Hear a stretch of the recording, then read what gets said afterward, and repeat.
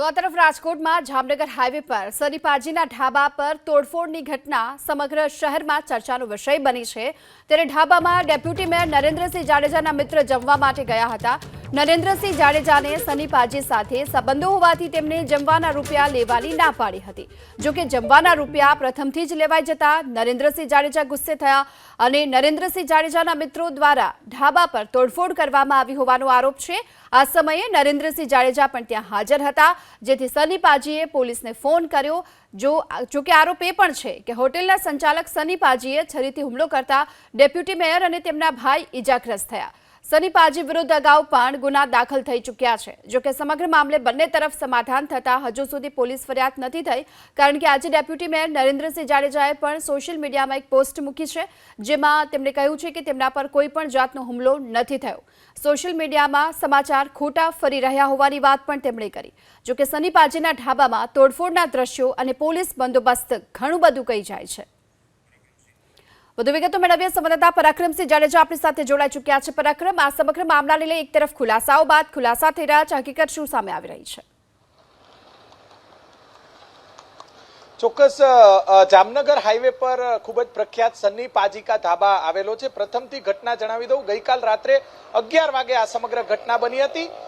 જે ઘટનાની વાત એવી અત્યારે સામે આવી છે કે રાજકોટના ડેપ્યુટી મેયર નરેન્દ્રસિંહ જાડેજા, કે જેને ટીકુભાના નામથી ઓળખવામાં આવે છે, તે મૂળ ઘંટેશ્વર ગામના વતની છે અને ગઈકાલે તેમના મિત્રો જે ત્યાં જમવા માટે ગયા હતા અને સનીપાજી અને નરેન્દ્રસિંહને સંબંધો હોવાના કારણે સનીપાજી ને નરેન્દ્રસિંહે ફોન કરીને એવું કીધું હતું કે જમવાના પૈસા ન લેતા, પરંતુ પ્રથમથી જ જમવાના પૈસા લઈ લીધા છે તેવી સનીપાજીએ વાત કરી હતી। ત્યારે ઉશ્કેરાઈ ગયેલા નરેન્દ્રસિંહના જે મિત્રો છે તેમના દ્વારા સનીપાજીના ધાબામાં તોડફોડ કરવામાં આવી। એ પણ દ્રશ્યો આપણે સવારના બતાવ્યા અને સમગ્ર જે ઘટના બની છે, ઘટનાને લઈને પોલીસ ફરિયાદ ન થાય તેવા પ્રયાસો કરવામાં આવી રહ્યા છે। સામે તરફે સનીપાજી છે એ પણ અનેક ગુનાહિત ઇતિહાસ ધરાવે છે અને સનીપાજી જે છે તેના દ્વારા પણ પોલીસ ફરિયાદ ન થાય અને નરેન્દ્રસિંહ છે તેમના દ્વારા પણ પોલીસ ફરિયાદ ન થાય તે માટેના પ્રયાસો, બંનેના જે કોમન મિત્રો છે તેમના દ્વારા પોલીસ ફરિયાદ ન થાય તેવા પ્રયાસો અને બંને દ્વારા પણ પ્રયાસો કરવામાં આવી રહ્યા છે।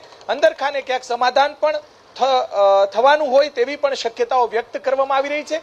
આ જે સમગ્ર ઘટનાની અંદર ડેપ્યુટી મેયર નરેન્દ્રસિંહ જાડેજા છે તેમના હાથમાં પણ ગંભીર પ્રકારની ઈજાઓ થઈ છે। તેમને પ્રથમ રાજકોટમાં સારવાર આપવામાં આવી હતી અને ત્યારબાદ અમદાવાદની ઝાયડસ હોસ્પિટલ છે ત્યાં તેમને ખસેડવામાં આવ્યા છે। આ ઘટનાને લઈને પોલીસ ફરિયાદ હજી સુધી થઈ નથી। આવતા દિવસોની અંદર કદાચ પોલીસ ફરિયાદી બને અને પોલીસ ફરિયાદ થાય તેવી પણ શક્યતાઓ છે અને ન થાય તેવી પણ શક્યતાઓ છે, કેમ કે બંને વચ્ચે સમાધાન જે થઈ ગયું હોવાની પણ ચર્ચાઓ સામે આવી રહી છે। આ જે સમગ્ર ઘટનાને લઈને માત્ર રાજકોટ નહીં, સમગ્ર સૌરાષ્ટ્રની અંદર, કેમ કે નરેન્દ્રસિંહ જાડેજા છે તે આ વિસ્તારના રાજકીય સામાજિક આગેવાન પણ છે અને રાજકોટના ડેપ્યુટી મેયર પણ છે અને તેમને આ ઘટના સાથે ગઈકાલે જે ઘટના બની તેને લઈને સમગ્ર સૌરાષ્ટ્રની અંદર ચર્ચાઓ જોવા મળી રહી છે, પરંતુ આ ઘટનાને લઈને હજી સુધી પોલીસ ફરિયાદ થઈ નથી।